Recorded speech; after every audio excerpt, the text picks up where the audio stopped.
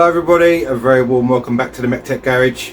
We are back on the Eddie Stobart van today, and it is going to be the final episode. We've got wipers to fit, a headlight to fit, fog lights to fix, switch on the dash to fix, and also I've got to change the throttle cable as well, because having done that modification to the battery tray and putting a slightly bigger battery in, it means that the throttle cable is a little bit too short now. So I want to change that to make sure that there's no issues with that. So that is probably going to be the first job. We'll get the old throttle cable off, thread it all through, get the new one in, and hopefully that should sort that issue out, and then we can carry on with all the other bits and bobs. Let's crack on and get some work done. Right, as you can see there, the throttle cable just slots into the pedal itself, so all you've got to do is slide that out, and then you've got to squeeze that little plastic clip together to get it to go through the hole, and then we can go engine bay side and thread it through. So I'll get that clip squeezed through and I'll come back to you when I'm in the engine bay. Right, this is the other end of the throttle cable on the carburetor. You can see there's a little sort of channel there with a pin on the end of the cable. All you do is put it through, unhook it out of there, and it just comes out like that. There is a bracket up here as well, which you can see it goes through. I've got to slacken a little nut off on the back of that, and then that will allow that cable to pull out, and then we can get the new one threaded in. So I'll get that unbolted and I'll come back to you in a second. Right, we've got the old cable out. That's this one here. You can see it's got this little metal end on it. Now the new cable I've got is actually I'm using a bike gear cable, because obviously they're a lot longer, and the end is slightly different, as you can see there. So I'm going to have to modify it in some way. I need to cut the end of this old cable off to get this bracket off anyway.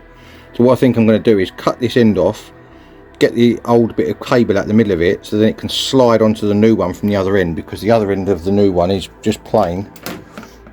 It's just got a plain end on it, so I can slide it all the way on, take it out of the casing, slide it through.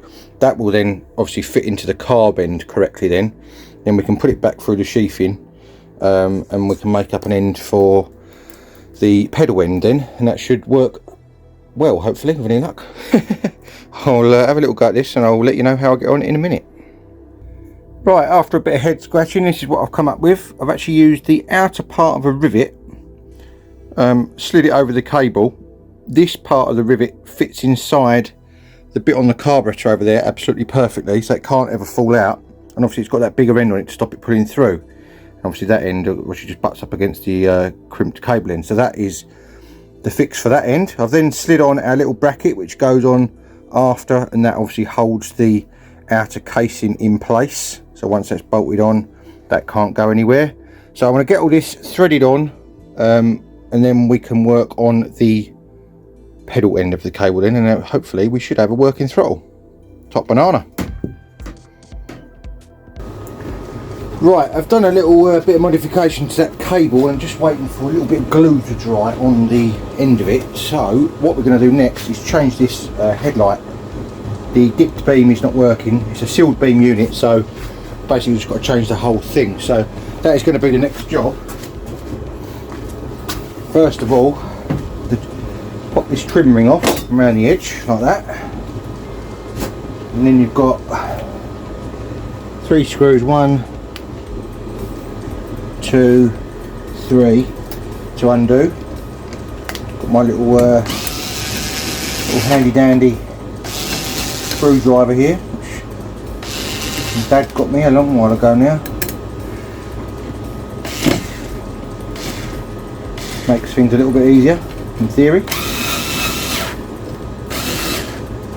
It looks like someone's been in here before and they've replaced these little clips that should be in here with bits of metal, so I'm going to have to put some new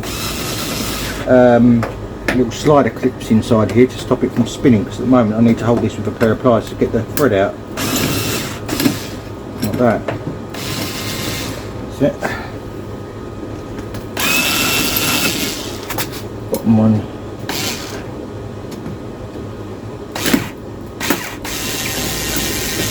Bottom one's come undone, but it doesn't sound very healthy, so I think I'll put new. I've got some of them little slide clips that go on. I'll put 3 new ones of those on, so that it makes it easier for the next guy. Right, that's that ring off, and then this should just come out. There we go, easy as that. And you can see on the back there, it's got like a little ring, which is where your side light shines through. So it's a sealed beam, it's got glass all the way over, but it just sits in that little holder in the wiring behind it. So let's put that one down there. I've got a nice new one in the box here.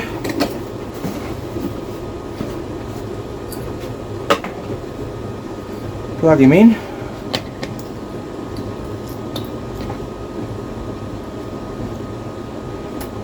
See if we can rest that in there, so make sure it's, no, I was going to say rest it in there to make sure it still works. Alright, we'll let it hang there for a minute and just see if it works.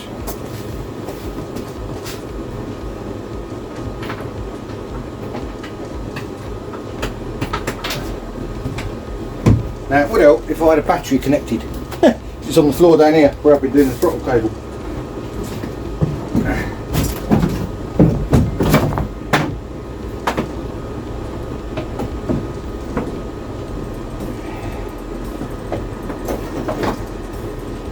Temporarily click that.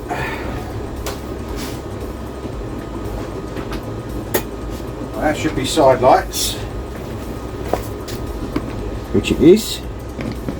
That's good.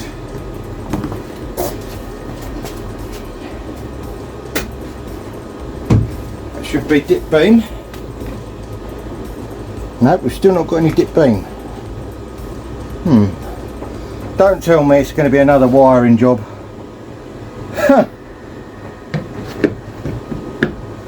Oh no. Okay, I need to obviously look into this and why the dip beam's not working on this, because this is obviously a brand new thing and it's not having it, so it's a little bit of investigation. Might be this dodgy switch on the dashboard.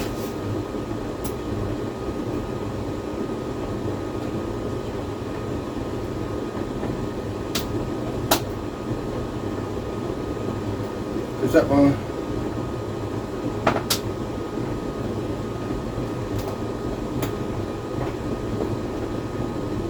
That one doing anything?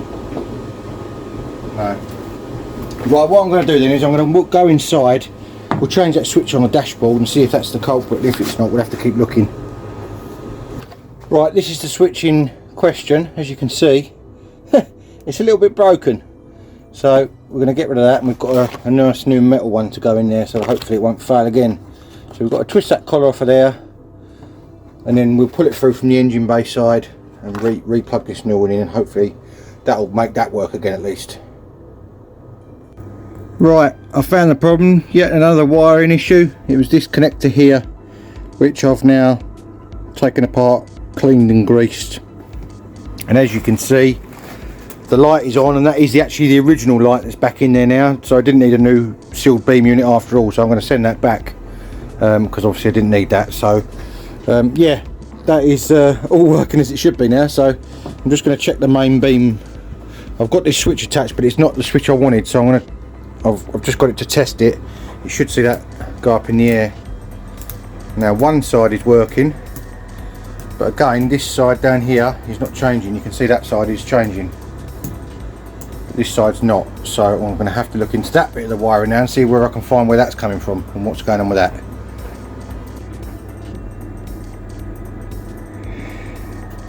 Right, I found the next wiring culprit that's causing an issue. As you can see, this connector is on the end of this wire, but it's loose and it's not even been soldered in. It's just been pushed through and twisted over, which is why I was getting a bad connection. So I'm going to re-solder the end onto that, make sure that's all secure and tight, and hopefully that should mean our main beam will be working as it should do. Fingers crossed. So I'm going to solder that and I'll come back to you in a second.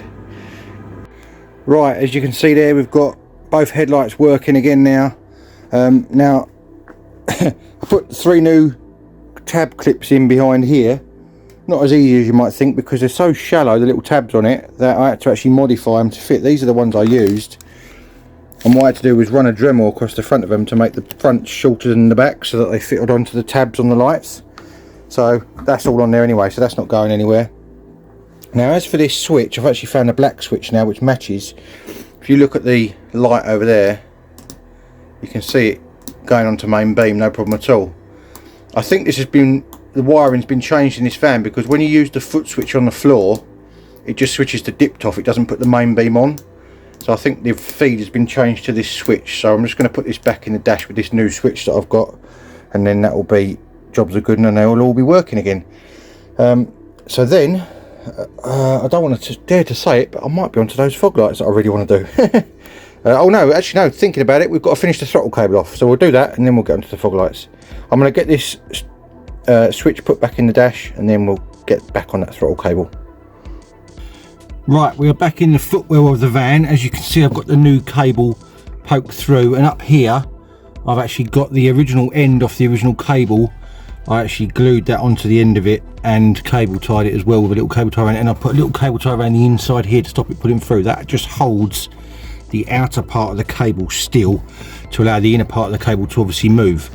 Now what I'm going to use on the inside here, in fact I think I've just realised I've just left it on the workbench, so stay there a second and I'll go and get it and show you.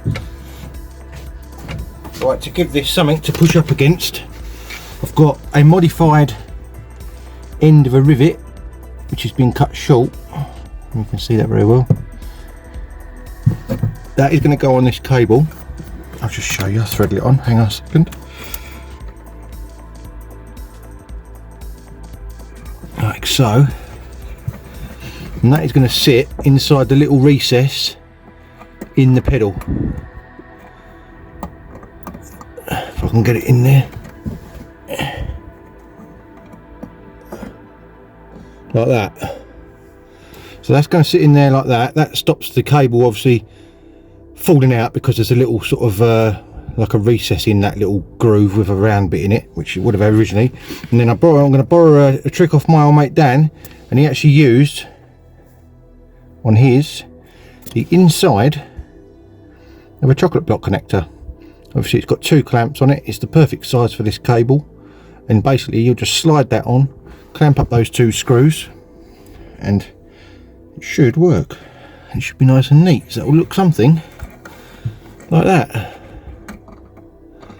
And then all we've got to do is cut the end of the cable off and it should be jobs are good. So I want to get this done, get this clamped on here. I'll cut the end of the cable off, we'll put a nice little crimped end on it and it should be good to go.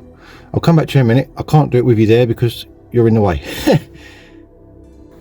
Right, what you should see in a second is that carburetor operating properly. I'm going to push the pedal, you're going to see it before me. Feels alright to me.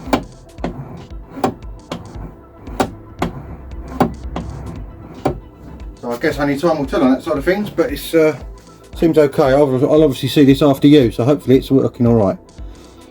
Right, I'm hoping you're going to be able to see this. The black cable at the top of the screen up here is the throttle cable. You can see it goes down obviously into the carb. That goes right along the back edge of the dash. Just about see it. If I flip the light round in a second, this is a bit awkward. See, it goes right the way along the back of there and then down through to the footwell there, so it's right out the way of everything. Literally goes behind absolutely everything. So that should be the throttle cable sorted out with any luck. Obviously I'll have a little drive of it in due course and see what it's like, but for now that is job done. I'm just going to cut the end off and put a crimp on the end of it and just make it look nice, and then that'll be it. Top banana. Right, there we go. That is that little job ticked off the list. As you can see, we've got a nice little brass clamp there with the two screws on it, so that should be more than secure. I've just bent the cable up so it's out of the way of anyone getting their feet on it. They shouldn't do anyway, because you can see it's quite a distance from the pedal. And I've put a little crimped end on the end of that cable that comes with it, just to finish it off nice. And that all works. I've checked it goes full throttle, I've checked it goes all the way back again. You'll see by the pedal here it flicks back on its own, so there's no resistance there at all. So that should be another job off the list. Lovely jubbly. Right, another little job I've just done whilst I was in the footwell and I had the battery out. I have put a piece of angle, as you can see there, on the bottom of the battery tray that it bolts through to give it that bit of extra strength. I mentioned this earlier in the video, or earlier in one of the other videos, that I was thinking about doing that, and I thought while I'm here I'm just going to do it. And I've obviously chamfered this edge off so you don't hit your feet on it or anything like that. So that is nice and strong now. Obviously it's still got the nuts and washers on there as well, but it's obviously giving it that little bit of extra strength. And this virtually doesn't move now at all. The only movement is the flex of the fiberglass. So I'm well chuffed with that. So that is another job off the list. One thing I have got to do in here, which I'm going to do while I'm in here, is sort out this snapped bolt that we had from when we took this cover off. It should have a clip in it like that, but it's a self tapper that goes through it, but this end for whatever reason was a nut and bolt. So I'm going to see if I can get that off next, get a new clip put on there, and then we should be able to put the side covers back on hopefully. So that should be good. Let's carry on. Right, as you can see there, I've got a nice new clip on that bar there, as you can see, ready to take that panel on the side there. I've also got 3 nice new clips for the little plate that goes in the floor. Now that plate isn't in great condition. I've done my best to clean it up, and I've given it a couple of coats of the old rust preserver, or neutral rust I should say, and then a couple of coats of stone chip. So it's not going to last forever, but it will last for a good while at least. So that's the main thing. So that's obviously going to go back on top of the reservoir there, and obviously the carpet's got to go back on there too. So I'm going to get 3 new screws for that, screw that down with the carpet, and then we can get these side panels back on again and try and get this interior back together. Lovely jubbly. Right, there we go. As you can see, I've got the side panel back on with 2 new bolts and 2 new clips. I've got the little hatch in the floor for the master cylinder back in with 3 new screws and 3 new clips. I've also done the passenger side, and I've put 2 new self tappers in that side as well. So that is all 3 panels back on there now. I've put the original screws back in this one here because they were absolutely fine. So all I've got to do inside now is get all the carpet back in, and then we are done inside here, I think. So yeah, that is absolutely superb. I think I am finally on the last job, which is the front fog lights. So yeah, I want to get this carpet back in. It's basically a reverse of what I did before. It pushes onto these little push studs all round. It's pretty self-explanatory how it goes in, so I won't bother showing you that because obviously you saw me take it all out. Obviously once that's done, I'll show you what it looks like, just to give you a refresh, and then we'll move on to the final job.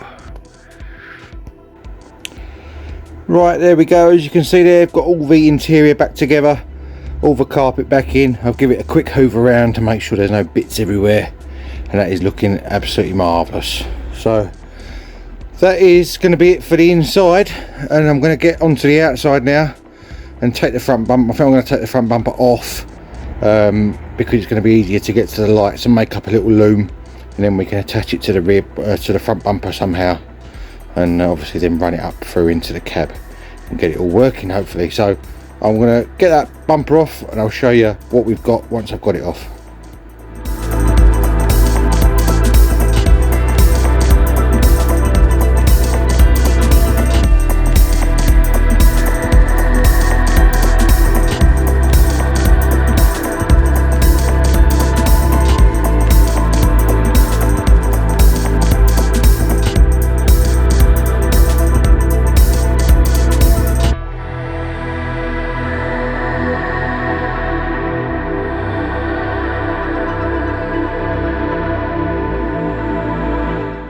Right, as you can see there, I've actually taken the fog light out of this side because it didn't work.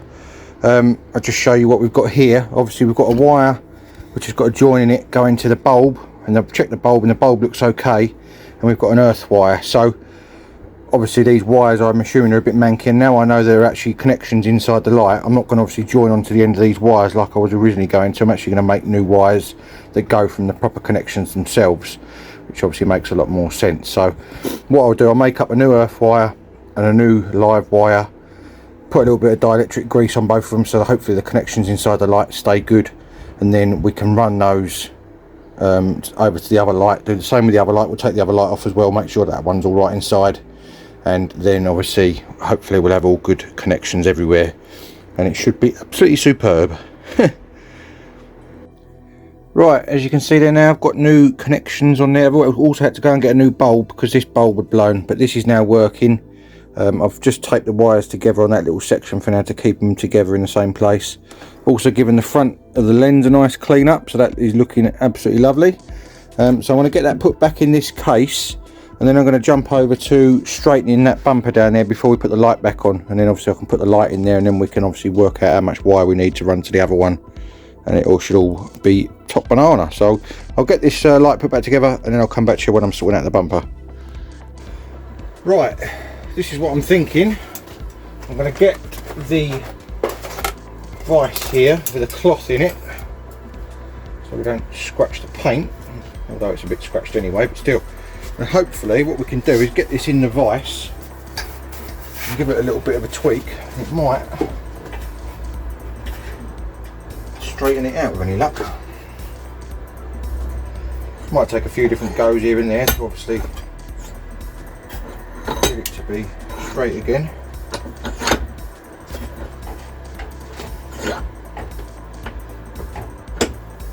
It's not mega thick, this bumper, so it shouldn't take too much, hopefully.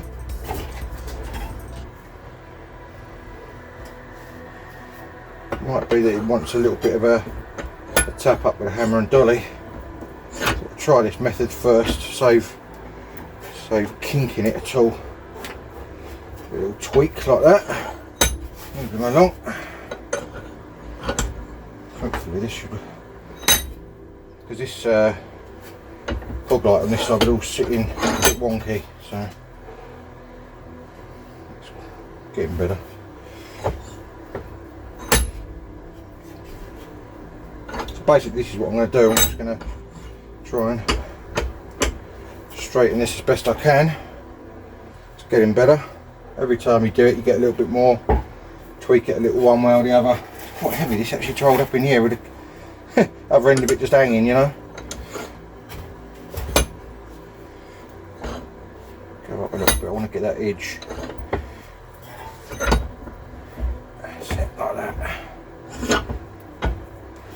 And this side actually is worse, so I'd try that easy side first.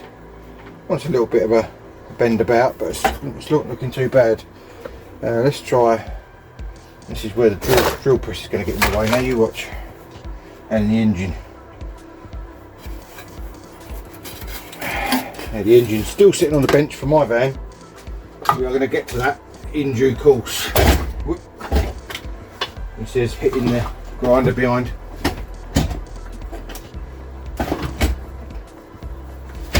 Oh dear. You wouldn't think I'd have had a clear up in here, would you?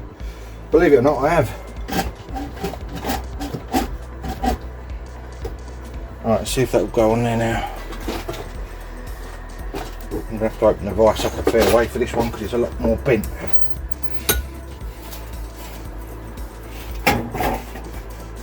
I might have to take the bracket off as well. It's a bit of a pain. There we go.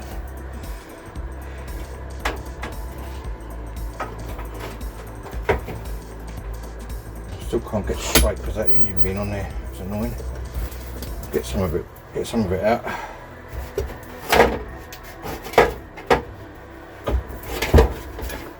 So this is what I'm going to do. I'm going to faff around with this, get it as best I can, and then we can get the fog light put back in. Actually that top bit looks a lot better. I'll get the fog light put back in it, and then we can get the wiring sorted. So I'll come back to you once I've finished faffing around with this. Right then, as you can see there, I've got the fog lights both back in, all cleaned up nice. Got nice new hardware holding them in as well, both ends. And on the back, I'll just show you what I've come up with. I've got the wiring going from that light there, all taped up all the way along, goes through the brackets, and then I've got these Carlos Fandango new solder joints here, which I've started using very recently. These have done a nice job, and they should keep that sealed as well because they've got a plastic that melts inside them, so it effectively heat shrinks them at the same time.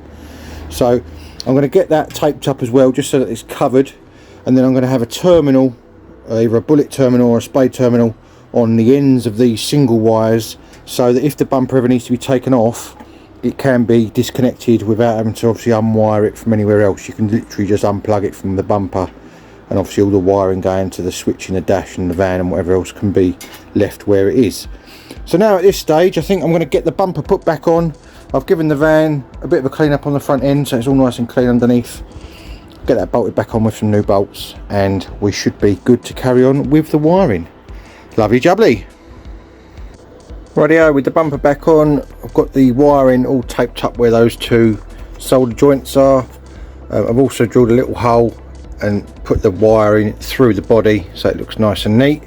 I've got to put some ends on this end yet, obviously then the connection is going to be up there near the original wiring, so that will be out of the way of all the water and corrosion and everything else, so that should be nice and safe. In the meantime, I've also put these brackets back on. I've got a riv nut in both ends now with these little hex headed, dome headed bolts holding that on, so that is nice and secure now. It is looking really good.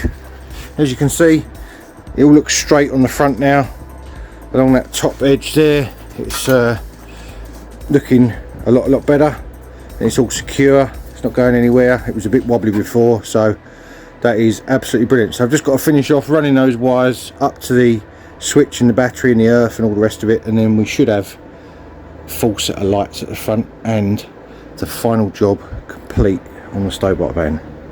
Top banana. Right, fog light wiring is now complete. As you can see, it comes in here, as I showed you, goes through the bracket, up there, through the original tape, which is where the join is with the two little bullet connectors. I've taped them as well just in case so they don't come undone. The wire then carries on going through the same route as all the other wiring. I'm not showing you on the camera, up through there, and I'll just jump up and show you the engine bay. Hang on a second, I've got to get there. Takes me a bit longer to get up these days. And then the wires come up through to here. It's earthed on, see that yellow tab there? That's where the earth wire for the battery goes, so I put another nut on the end of that bolt and bolted it to that. And then you can see the red wire carries on. I've cable tied it with that black wire going up the steering column.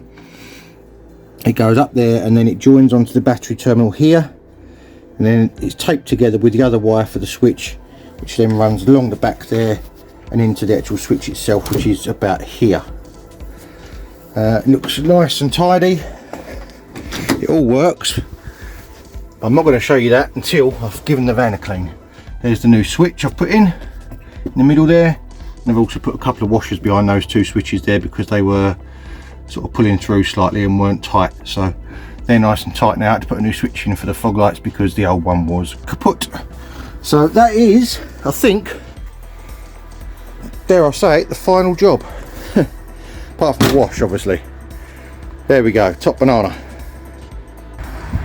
Right, a couple of other things that I didn't mention that I've done off camera. I have fitted some nice new Bosch wiper blades on there now, so they are on there and they wipe really well, so that is that bit done.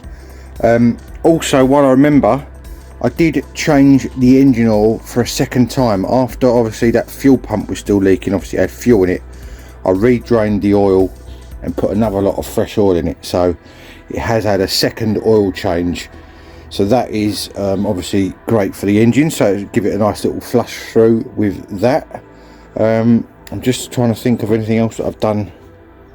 Oh, don't know whether I should have done, but I've reinstated the front Scania letters. As I say reinstated, I mean uncovered, because the paint was flaking off of half of them, and I figured it looked better to have it revealed rather than sort of half and half, if that makes sense. So they are actually the original letters that were painted on the van that were then covered over with a different scheme. So obviously that can be covered over again if the owner wants to, but I just thought it'd look a lot better and a bit tidier if it actually showed that obviously as well. So that's super duper.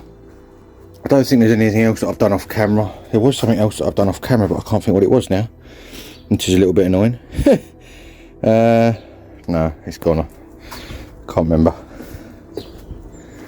Oh yes, the passenger door was very stiff when you opened it, so I've lubricated all the hinges on that, and now that is all nice and free moving again.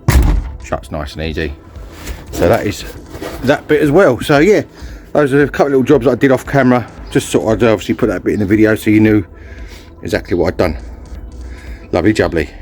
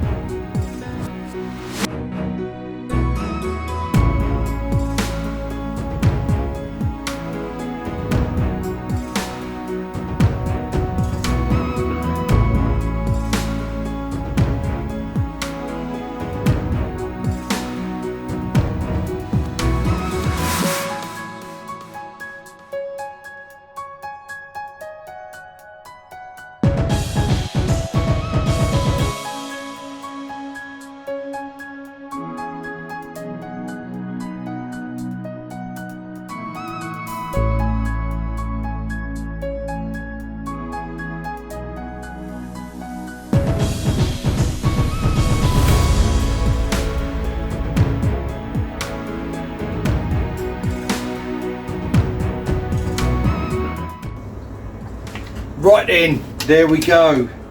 The old Stobart van is now done, back on the road, hopefully where it should be. I've done my best with this one. I think it's come out all right. Obviously we haven't gone through literally everything, we've just done what it needs to get it back driving again and sort of recommissioned. I've taken it up and down the road a couple of times and it seems to be absolutely fine, so that is absolutely superb. Unfortunately I couldn't take it on a mega long road trip because timings and everything else.